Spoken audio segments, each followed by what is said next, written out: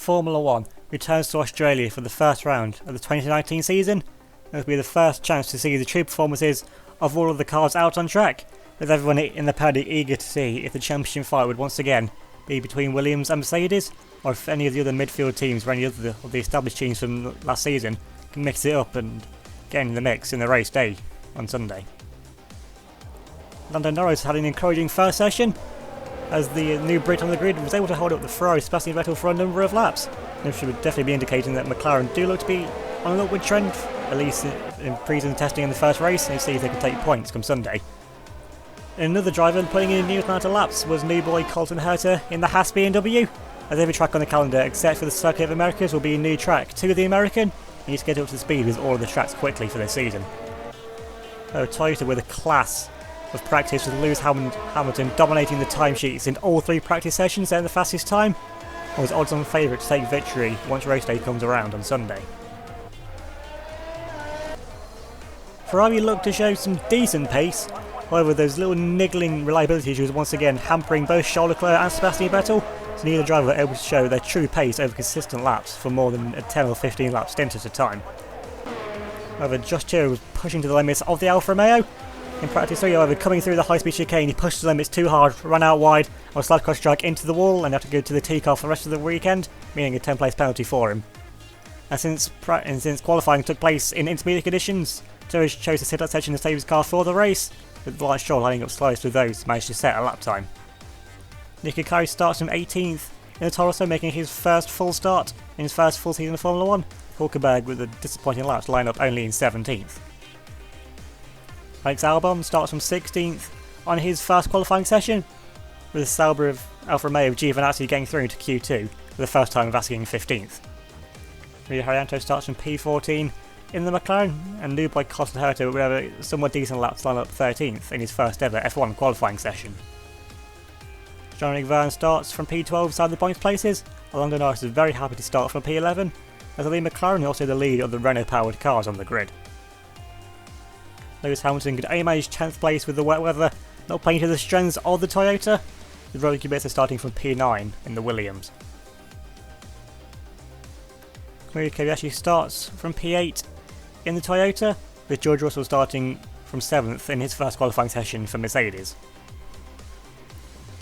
Max Verstappen was disappointed to only line up in 6th place in conditions which should favour the Red Bull, with Sebastian Vettel making it into the top 5 for Ferrari.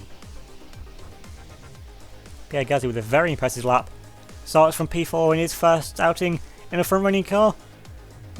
He replaced at Red Bull starts from next Daniel Kvyat in the front row to be sided by Charles Leclerc making his debut for Ferrari, and Mick Schumacher on debut for Williams takes honours with pole position. Hey guys, Tara here. Welcome back to the UniONE career, this time round 1 for the 2019 Australian Grand Prix. I will also say now, apologies for the little blips in between each bit of footage once the fades out happen. It's because I accidentally edited the entire thing in 20 FPS for some reason, because that's what it defaulted to when I chose my first bit of footage, and I didn't realise until after I'd done the entire thing. So I then put it up into 30, and it kind of messed things up a little bit, but it's what happened. The same thing was what happened at Russia last season. That went pretty okay, so you're going to have to bear with some slightly dodgy editing in this first round, but everything should be back to normal for the next time. But Lewis Hamilton starting down in P10, he was the class of the field in practice, but again practice was all in the dry, and the race looks to be set in all dry as well, so you have to be a fight back from Lewis Hamilton if you want to come away with a respectable result from this race. Also, our new fellow Brit starting right up behind him, Lando Norris in the McLaren, and McLaren were the 9th worst team from last season, and Norris almost got through into Q3 in his first ever qualifying session, so things look to be on the up for McLaren, at least in qualifying anyway. And of course we're starting in last place. Chose just to save the car because I'm in an Alpha. It's not the quickest car in the world at the moment, and I doubt I would have got into the top 10 anyway, especially in the wet, so this shows to save the car for the main event because this would have been where I started anyway. Now coming to the 5 red lights for the start of the 2019 season. Last time, there we go. It's actually a fairly short hold. It looks like everyone's got away with a bit of, well, pretty much a bit of wheel spin there from everyone, really.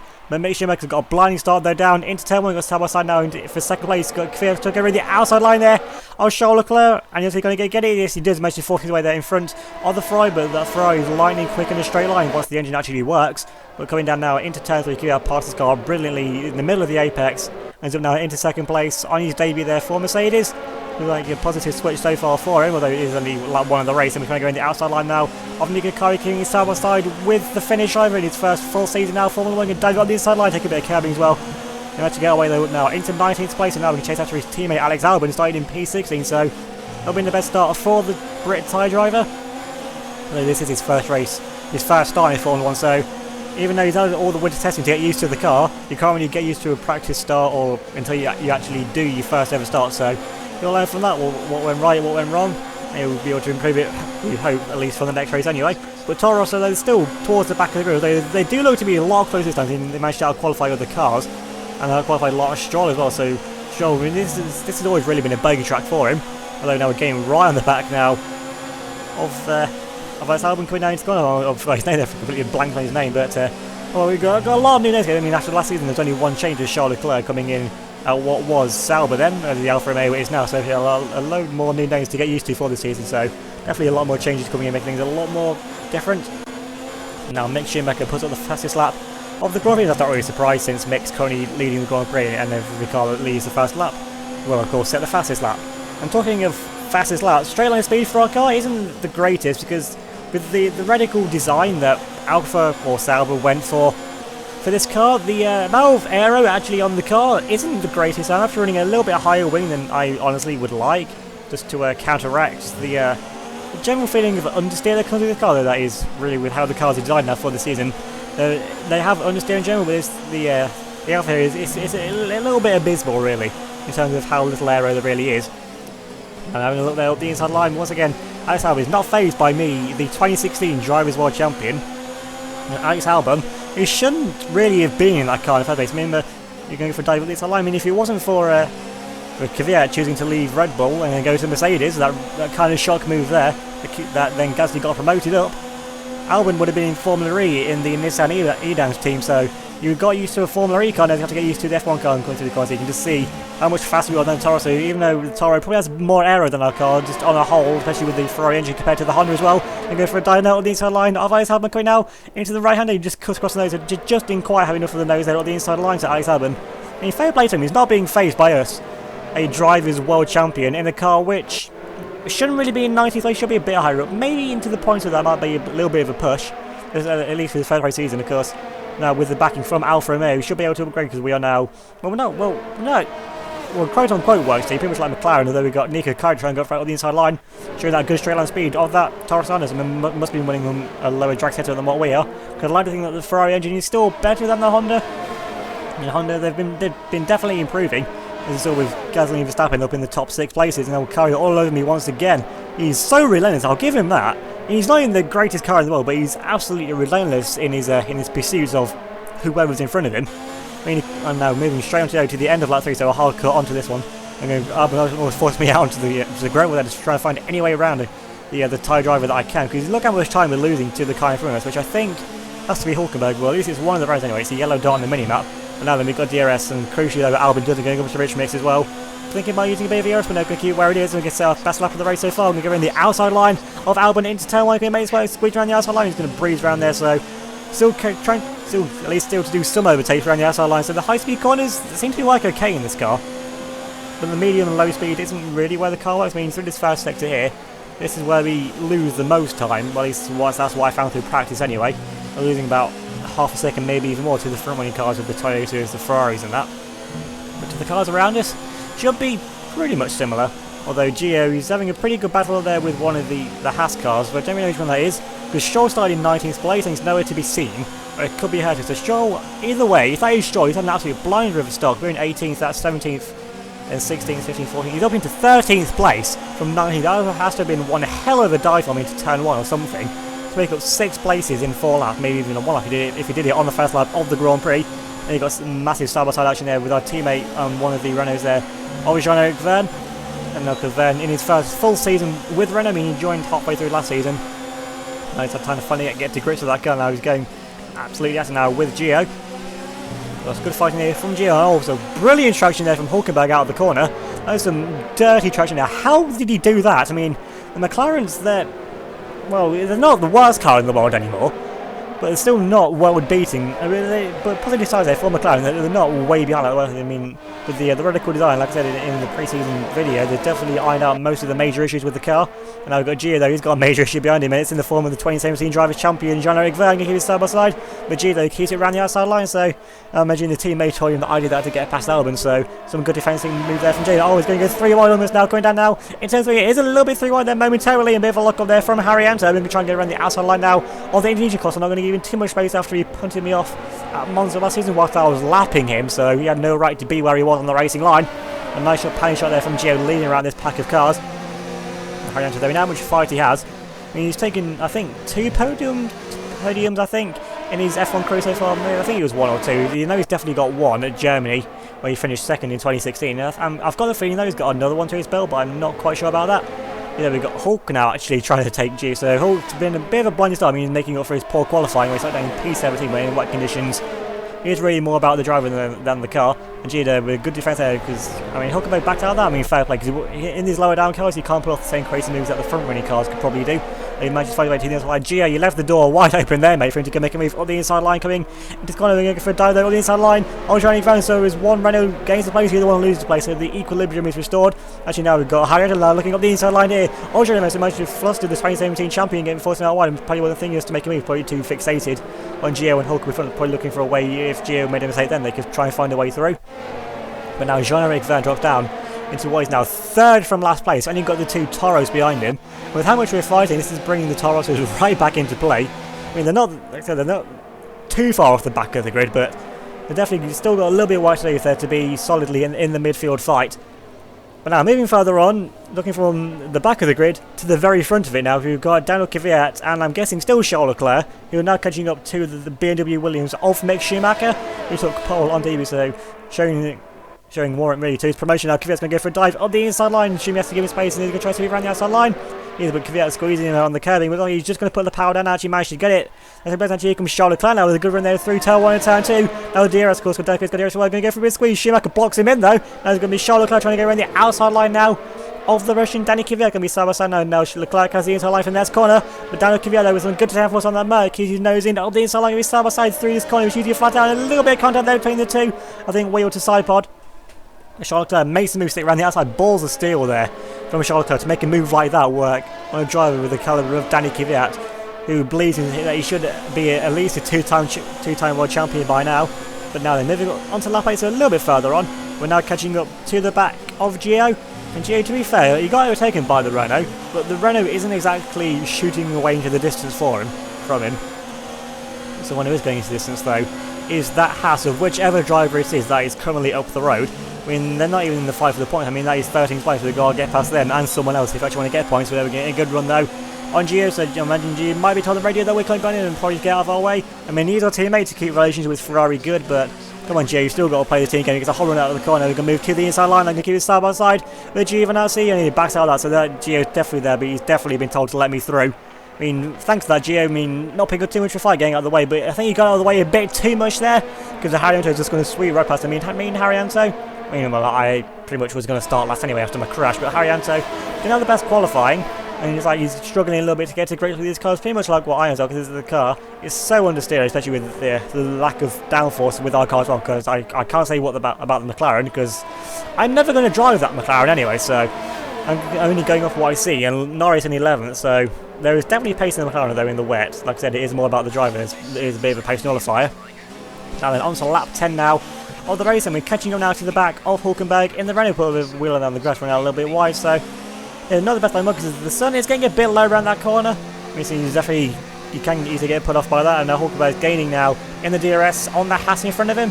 And now then, is he going to be closer to make a move coming down now into turn 1? Not quite closer to make a move there, and the Haas is actually looking really slow. Is that Stroll? I mean, he was the one that was it, the Haas in front of us, so you'd think that would be Stroll in the Haas, where Hulk's going to go for around the outside line. It's going to be a great move for Hulk if he can pull it off now under braking. Now can keep it side by side still. Going to pinch the Haas there to the apex, and then give him the inside line, and the Haas either backs out of it by choice or just doesn't have the tyre life anymore or something. Not quite sure what's going on with the car. Now we're all over the back though of this new white car for this. I mean, well, they've gone back to their white from 2016, I think it was. Yeah, when on their debut season they had a white and red, but now they've gone white and black for this season. Actually, I say it does look pretty good. Definitely better than the just grey from last year. I'm going for a dive though. All the inside line now of the Haas of, I think that's actually Colton Herta. I mean, I saw that. I think I saw the number on the car, and it wasn't Stroll's number. So a red helmet as well. So, yeah, that's definitely Herta. Herta's actually trying to have a look back now at the Ferraris made their pit stop. And now they've got Leclerc trying to get around the outside line now of Colton Herta. And keeps outside, going to force him out there on the curve. So nice move there from Charles Leclerc. Risky move once again. He's in a bull steering reverse. Now Hamilton's made the move through as well. And it's all kicking off now. Because now we've got one of the Williams trying to go around the outside line there of one of the runners of Jean-Eric Vergne as well. Going to keep his side by side on the apex. Don't know which of the Williams that is. I think it's got to be Mick Schumacher if that's Leclerc. But Leclerc has actually overtaken Schumi somewhere, which well we didn't see. So that should mean that Charles Leclerc actually leads this race. I mean, unless Kvyat or anyone else is doing something different. So I think once everyone makes their stops, that should put him back into the lead of the race. But Schumi though is going to be the car behind us now, which is going to be a problem. And now we get all the other front running cars now making their fast, and we should be only pissed off with the race. And almost cut out between the two Red Bulls now to come back now on the track of Verstappen there, almost T-boned out of the race by Pierre Gasly whilst overtaking one of the Tauruses. So that could have been a Red Bull PR nightmare. And then back to come back now at Mick Schumacher, and indeed we are the car in front of Schumi. But no, this might be an issue because we've got a gap to him, but he's on fresh tyres. I mean, he's on hard tyres, but they've got hard tyres right now. They're going to be way grippier than what my 12 and a 6 lap old soft tyres are. And as well, the Williams, it's quite a bit of a better car than what the Alfa is at the moment. So, yeah, Schumi, that would have been my car behind me if I had stayed at BMW Williams for another season. But now it's been replaced there with Mick Schumacher. I mean, fair play to him qualifying to get a position. He's planning to pick that box now at the end of the lap, because I don't want to be having too much time going on their cars, and they're going to keep it behind me there. Actually, he's going to go for a dive to the inside line. Schumi, what are you doing? Why are you going for a dive there on the inside line? That's never going to work. And he could have just taken us both out of the race there. Schumi being a bit of a madman. I mean, I get it, you've taken my car, but you don't need to force it into my face, quite literally, because if you made a bit of bad contact there, you could have literally ramped over me or something. I mean, we've got the halo, yeah, but still, a front wing coming through there, going to go through the gaps in between. And now then, yeah, confirming then coming in again, I've got a madman behind me, so yeah, I definitely want to get out of this. Now going to go now into the pits now for what's going to be our one only pit stop now of the Grand Prix. And you've got anyone else coming in front of us as well? I think Hulk, yeah, Hulk definitely in. There's another car there just a little bit further up the road as well. And I don't know, I think there was a Merc there, Merc out in the pit lane, so yeah, one of the Mercs staying out for a little bit longer as well. And we've got the Toro pit crew coming out there as well, just in front of us. We'll get out onto a set of medium tyres, which take us to the end now of the race. And I'm going to set mediums, as is the Toro here as well, because in practice the hard tyres were pretty disgusting, as you saw from my spin into the wall, and that was on low fuel as well towards the start of that stint, well, what was going to be that stint. So yeah, literally no grip on those tyres whatsoever. And then we've got the other Toro there, makes the move on the inside line of one of the Haas on instead of hard tyres here. The tyre difference seems to be paying off there for the Toro also, but now then with the as the Haas though, he's going to try and come back at him, but he just hasn't got the legs. And actually Colton Haas now down into, I think, 19th place. But yeah, not been the best of racing in the world for Herta. But it's been a pretty good race so far for Charles Leclerc, who currently leads the Grand Prix. In second place, we've got George Russell. Where's Russell come from? He started in 7th, we didn't see him anywhere, but he's somehow now in second place from Danny Kvyat in 3rd. In 4th place, we have the lead of the Red Bulls of Max Verstappen. And of course, this is also Red Bull's debut race using a Honda engine and being in P4. Not too bad for him. Not too shabby. Then you've got Mick Schumacher behind him. That car is going to be an absolute beast in a straight line. He's going to try and go around the outside line, is he? And you're going to try and, that's going to be a brave move if you can keep it stick around the outside line, especially against Max Verstappen. Keep around the outside line. Actually, no, he can't, because he's actually got a little bit of front wing damage that I'm seeing. The end place on, and that was on the side where he would have dived up my inside line. So I'm pretty sure he lost that bit of front wing off of me. I mean that's really karma for him if he did. I mean, if Rangers pitting, it's only a few laps after him a pit stop, so yeah, I don't know who else or what else he could have hit really. And he's got Pierre Gasly behind him, and Gasly's having a good debut race. I mean, he's behind Verstappen, but again, Verstappen really is going to be the #1 driver now in the team with Kvyat gone. And then also, especially with an aerodynamically challenged Schumacher, it should be pretty easy day for Gasly. He's also on faster tyres as well. Now switch right line there from Gasly, went to the inside, then fade to the outside, and keeps starting over in the outside line. Schumacher's going to try and force him out once again, do what Kvyat did to him. But as he makes the move through, he's got the more downhill, especially with having all of his front wing attached. And Washimi, though, with that massive straight line speed advantage, is going to try and come back around the outside line of Pierre-Gazi, but Gazi defends well to the inside line. And talking of defending, we've got a little battle going on here. We've got Danny Kvyat in the other Merc, who's dropped back a bit from somewhere. I have no idea how. Must have been traffic related. And then we've got the lead Toyota there of Hamilton, I think it is. They're right behind them. Lando Norris, in his first ever Grand Prix, is right up behind the back of 2008 world champion Lewis Hamilton in a front-running Toyota car. And he's also in a Toyota sandwich, because then we've got Kamui Kobayashi behind him in the other one. And then we have Robbie Kubica and the Williams, who's not really factored too much in this race, so maybe he's struggling to get up to get to grips with this car as well, the new cars. And then we have Seb Vettel, who also really hasn't featured in this race at all. And then we have Hulk as the lead of the Renaults, who had a good recovery drive up from where he started. And then we have the lead of the Hasses of Lawrence Stroll, who did an absolute madness in the first opening laps to get up into P13 or 12, whatever place he's in now. And then we're behind him now because we've managed to re-overtake our teammate Gia, because we did come out behind him originally, but he's on hard tyres once again. Has to play the team game, but now then he's got the Renault of Jean-Eric Verne coming back at him now. And Verne this time is on faster tyres, and now he's getting in with the DRS, but Gio just about has DRS at the back of us, but Verne must have the engine turned up to get some extra speed. But good defending there from Giovinazzi. And this time, once he led us through, he didn't actually lose a place to the car behind him. You can only feel, though, it's only going to be a matter of time, because Verne is on he's on faster tyres, and you'd think that with how close the mid-pack of the cars is from behind the best of the rest, a different tyre is going to make an absolute world of difference. But this time, Gio, he doesn't have DRS, but Verne does, but Gio was in good straight line speed, so he must have his engine turned up. Once again, he has to defend though to the inside line. He's definitely feeling the presence there of Jean-Eric Verne. That's going to compromise his though through turn 1 and turn 2. And should just give Verne even more momentum, also with the DRS as well. The DRS now wide open, going to go around the outside line here of Giovinazzi to come down into the corner. Gio's going to try and force him out, going to get his side by side still. I mean, fair play from Gio is going to keep the fight, even though if it is a losing battle, and keep around the outside line. And Verne's going to force him out, but no, Gio's going to score. So keeps his foot in, going to keep his side by side, now coming into the next corner. Oh, Verne just cuts across the front of him. I mean, now he put a lot of trust there in Gio that he'd back out, otherwise that would have been both of them there out the Grand Prix. Then we've got Rio Haryanto as the car behind, followed then by the lead of the Toro Rosso Hondas, which I can't actually tell which one that is from that camera angle, but either way, then we have the other one, so I mean, they're not miles behind anymore like they were last season, and I think that's Albon is the second one, and then we have Colton Harris, who's now dropped down into dead last place, so unless he's got some kind of car issue, I don't think it'll be a tyre issue really, because the tyres are pretty durable. But now moving on to lap 16, so we're past the halfway point now of the Grand Prix, and we've caught up now to Colton Harris' teammate now, Lawrence Stroll, are using a bit of rich mix now, so burning a bit of fuel, because the ERS, it works definitely for this season, it definitely uses a lot quicker. And in this first race as well, we're trying to be off, and I almost do what I did in qualifying and smack myself out of the race, but they keep it on the track this time, especially because I'm on grippier tyres. If I was on the hards then I'd be skating into the wall once again. Yeah, using the fuel, because in the first race, still got a loan, which is more beneficial to use, but it's better to use higher ERS modes or go for engine power. And it seems that, honestly, the engine power is what I'm feeling is more important than a little bit of ERS. I mean, if you use both, then yeah, that helps, but you have to have one or the other. I definitely just have rich revs. But I mean, now with the DRS wide open once again now, and once again using those rich revs, using that extra fuel we start the race with, and Stroll's going to face the inside line, but I'm going to go even more to the inside line. Off line, shall we just force away the inside line? They're going to go late on the effort, they're going to force Stroll out wide, get a little bit squirmy on the curbing, but now it's Robbie Kubica now out of the Grand Prix, so that may explain why he was so far down the order actually, and just like it was last season in the first race, Robbie Kubica retires, but this time it wasn't from the lead, and this time he got about 15 laps further than what he did, so not going to be as disappointing position-wise, but it's going to be equally as frustrating there for the pole, especially with Shumi having pole position, and actually, that puts now into P12. We're now into the points places. That was absolutely crucial there. I mean, crucial there, but otherwise I don't think we'd have got a point, because Hulk's a little bit further up the road as you can see, but we've got 12 laps left to go, and with Hulk having some sort of animal pace that he's got, I don't think we would have really caught him, but all we've got to do now is pull away from Stroll, which we're definitely doing, because those hard tyres, like I said before, they're fairly tragic. Now we're taking a good line through the high-speed chicane, getting a little bit of cane, but not smashing ourselves out of existence that time. No, we're definitely pulling away from Stroll, so that's a positive sign. We're not getting pressure from behind, at least not at the moment anyway.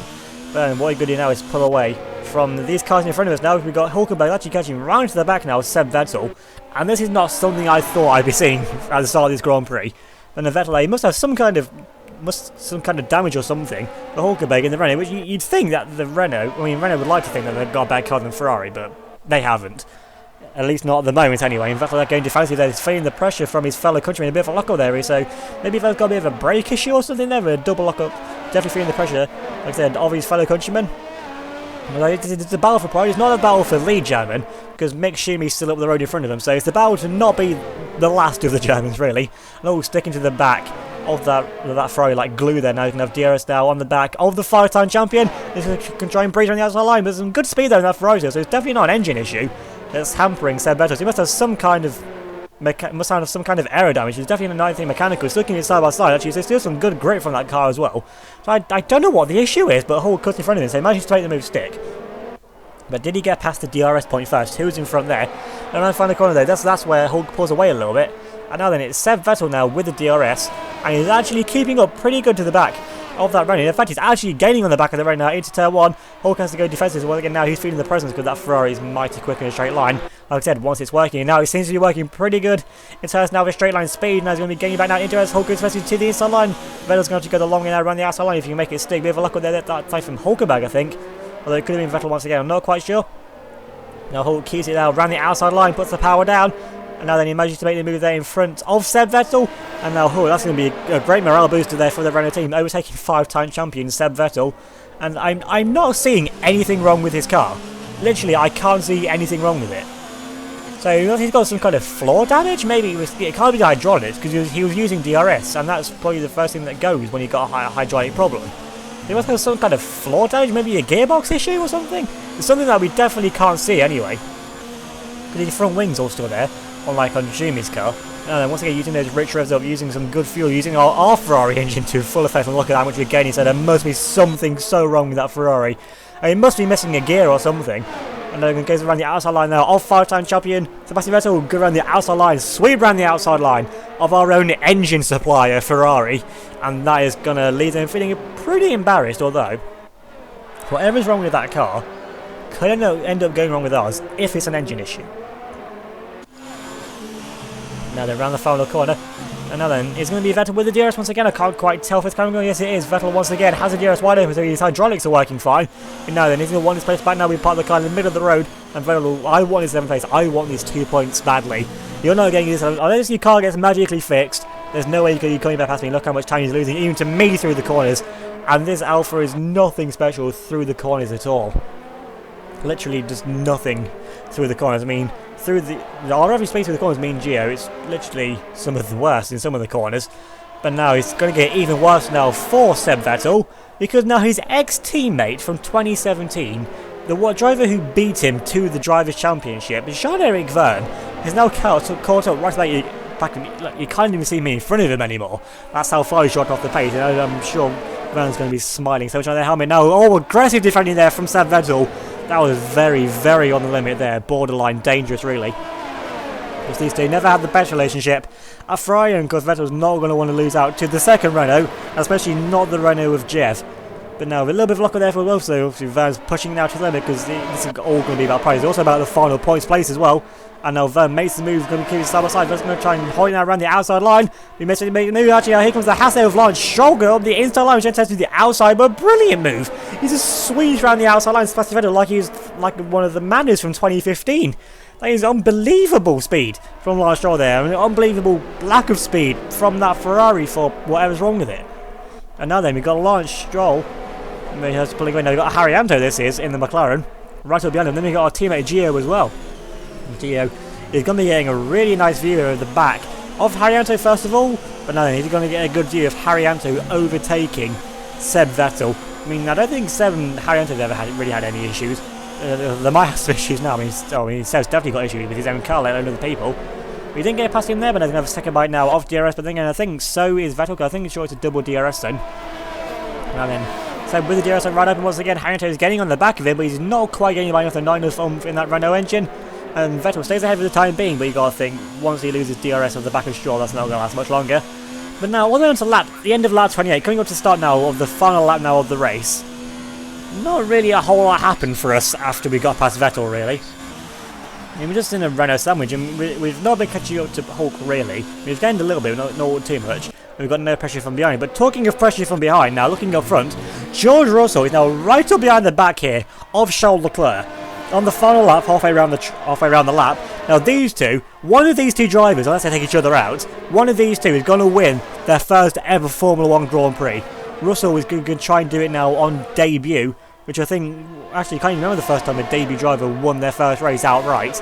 But now then, he's going to go a little bit. He's got a chance for the final spot now on the podium. Danny Kvyat is just holding off the Toyota here of Lewis Hamilton. And Hamilton, he had a good fight back from 10th to 4th, but of course he's going to want to stand on that podium. And he was a class of practice, but practice is practice. Don't get any points or anything for that. Now then, around the final corner, I think Russell is just a little bit too far back. And I think he is. And coming up to the line, it's going to be Charles Leclerc to win for Ferrari on his debut.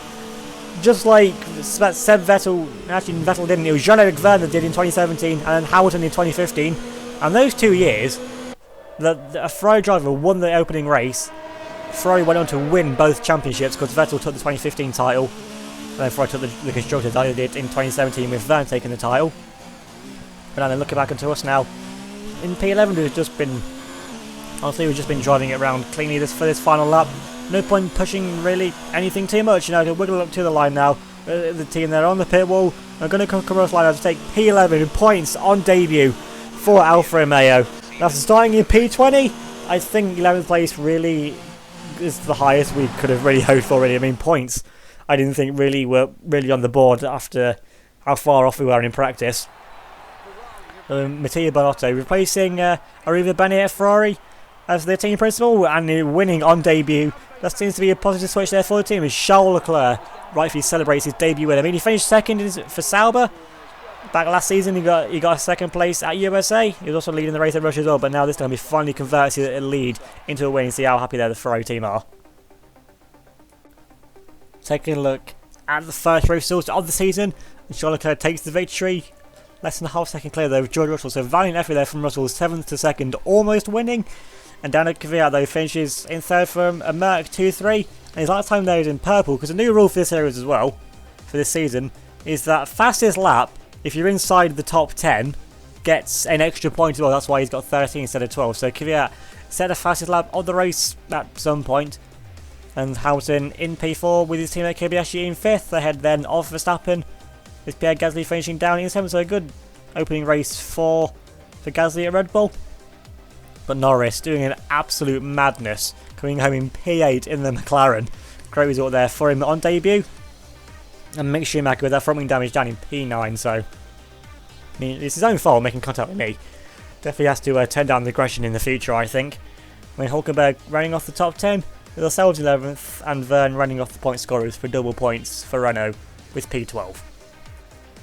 Despite his storming start to the race, Stroll would just miss out on points in 13th place, ahead of Ria Haryanto, achieving that C as well, getting ahead of Seb Vettel in the end, with Alex Albon finishing in 17th place ahead of Colton Herta, with the last of the finishes, as both Nico Kari and Robert Kubica both retired from the Grand Prix. So having just a quick glance through the top 12 in the points, because for the first race it's going to be the same as it was. So you've got Leclerc in first ahead of Russell and Danny Kvyat, then the 2 Toyotas, then the 2 Red Bulls ahead of Lando Norris in P8 on 5 points. And McLaren, they only scored 6 points last season. They're only 1 point off what they've scored now after 1 race. With Hulkenberg in 10th, and we're in 11th, so we're off the board for Alpha, that's the main thing. And then we got Vergne in P12.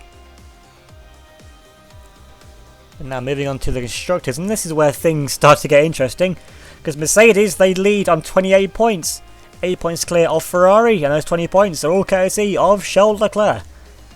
And in third we have Toyota on 18 points, ahead of Red Bull who are on 13, then McLaren in P5. When was the last time they were 5th in the Constructors at any point? I really can't remember. Must have been maybe in 2014 in the first race? Maybe? And then they're ahead of their fellow British outfit Williams, who only take 4 points, the defending Constructors champions, down in 6th place. I mean, it is only the first race, but being in P6 is definitely not where they were aiming to be after the first race.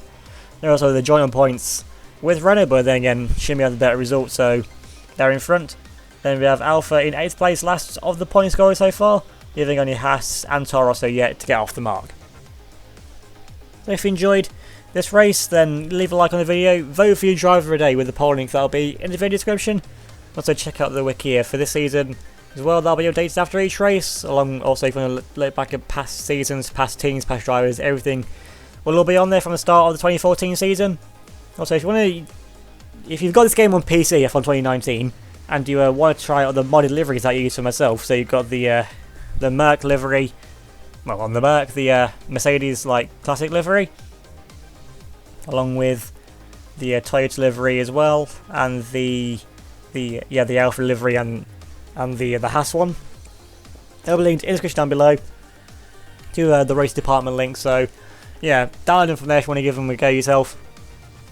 Also, leave a like if you enjoyed the video, leave a comment down below as well. Subscribe if you're new, hit that notification bell to miss out on any future uploads. Remember to give me a follow on Facebook, Twitter and Instagram. They'll be linked in the description down below as well, along with everything else that I've just stated as well. So yeah, thanks for watching. I'll see you all next time.